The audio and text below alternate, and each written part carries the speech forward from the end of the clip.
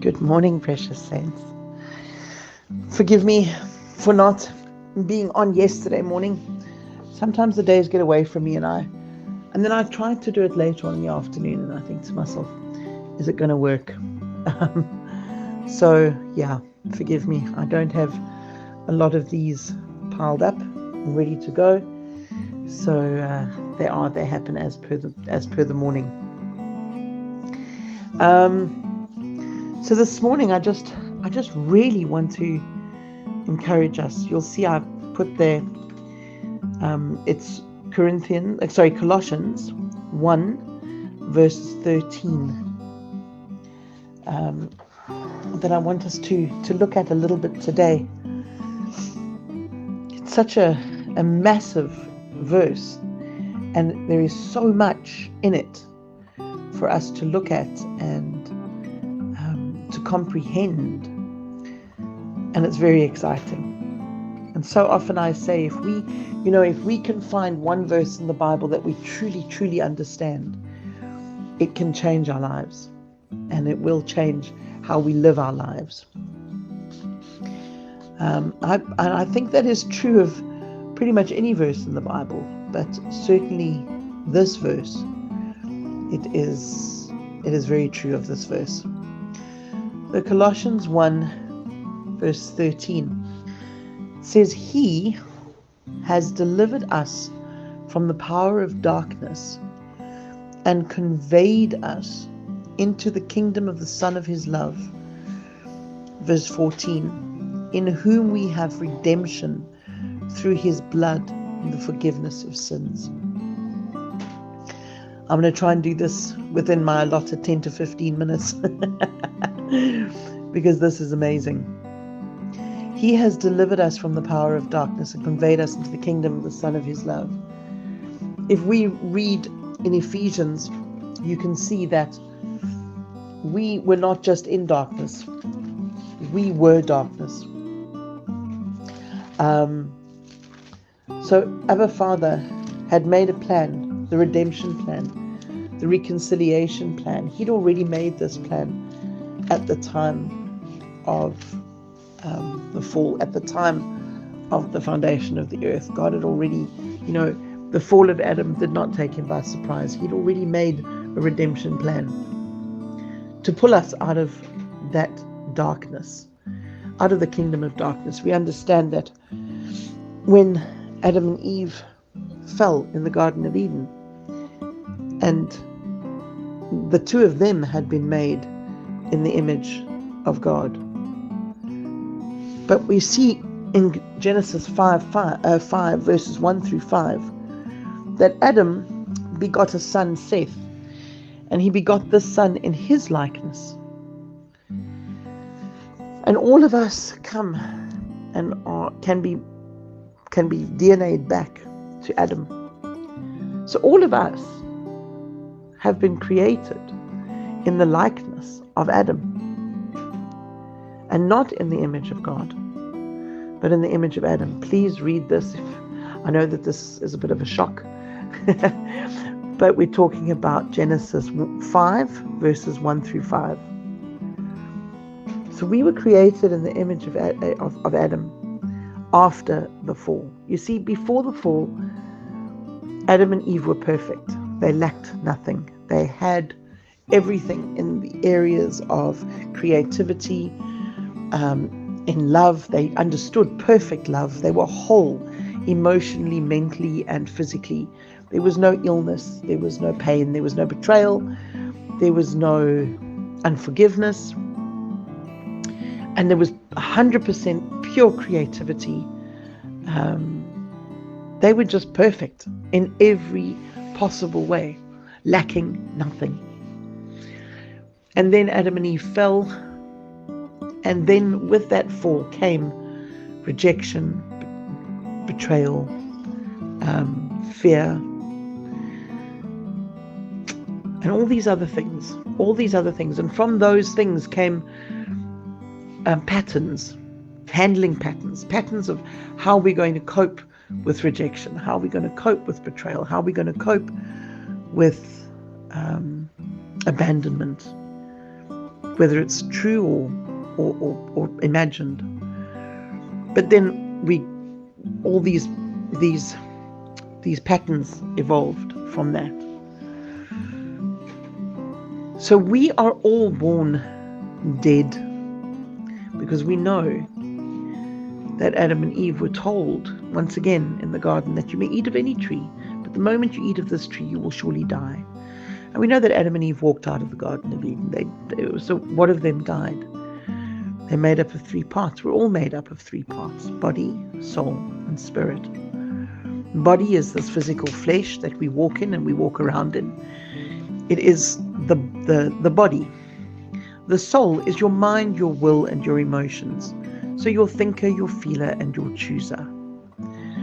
That, your soul also is a mirror, and it's going to reflect whatever it is you're focused on. And your spirit, this is your life essence. This is the you. This is your life. And this is what we know died when Adam and Eve fell, when they took of the forbidden fruit. And we're not necessarily saying that it was 100% an apple or a forbidden fruit. Rebellion. It was rebellion. It was disobedience. It was disobedience and pride. And so when they took of that fruit, what died? It was certainly not their bodies, and it certainly wasn't their souls, because they could still feel and think and choose. It was the spirit. It was the spirit man within them that died. And this is why we need to be born again. So when we are born again, it is the Spirit of God that is breathed back into our spirits. And this is why in Galatians 2:20 it says that, for I have been crucified with Christ. It is no longer I that live, but Christ within me. And the life that I live in the flesh, I live by the faith of Jesus Christ. So you see, we are now born again of the Spirit. This is how we are born again. Like when Nicodemus asked, must I crawl back up into my mother's womb? Jesus said, no, it's of the Spirit. You see, we are born again of the Spirit. So the Spirit of God makes us born again. But what happens at that time is we are taken out of the darkness. We're taken out of that dead world, that dead place. We are taken out. In Afrikaans, it's uitgeruk. It's it's almost like a violent pulling out. We are pulled out of that darkness, and we are placed into the Son of His love. Now, the way that I always try and explain this is, if you get a large bowl and you find a smaller bowl and you put the smaller bowl into the larger bowl. We're the smaller bowl. Yeshua, Jesus, is the larger bowl. We have been placed into the Son of His love. So when Abba looks at us, He sees us through Jesus. You see, He doesn't see us. He sees us through the sacrifice, which is Jesus, which is now the next part that we're coming to. In whom we have redemption through His blood, the forgiveness of sins. You see, it was the blood in the Old Testament that made it possible for people to receive forgiveness from Abba. They would take their perfect sacrifice, their perfect unblemished sacrifice, to the high priest. The high priest would concentrate on their sacrifice, would look at it up and down to make sure that it had no blemish, that it had no marks. And he would sacrifice that and take that blood into the Holy of Holies, where he would sprinkle it on the mercy seat on behalf of the people that had brought it. Now Yeshua, Jesus, was or is our high priest, and he was also our sacrificial lamb, our perfect, unblemished sacrificial lamb. So he took his own blood as high priest and he laid it upon the mercy seat in redemption for our lives, for all of us, for who we are, for the whole world, for all of those that have chosen him and that choose him. He has made this redemption possible. He has made this coming to Abba possible. But it is our decision. It is our choice to follow through and to come into his presence and to accept the sacrifice. So we have been conveyed, we have been taken out of the darkness, put into the Son of his love, who redeemed us through his blood.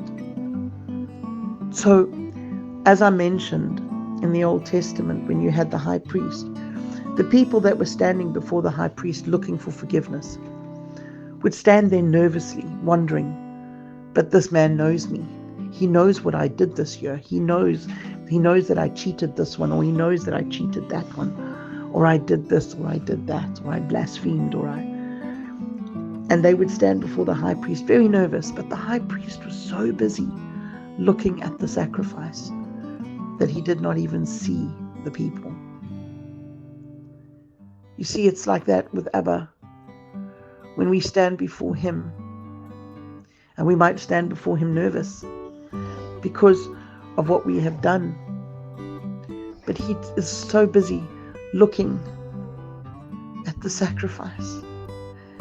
He's so busy looking at the perfect, unblemished Son sacrifice that he doesn't even really see us. What he sees is the sacrifice. Oh, what an incredible, incredible gift.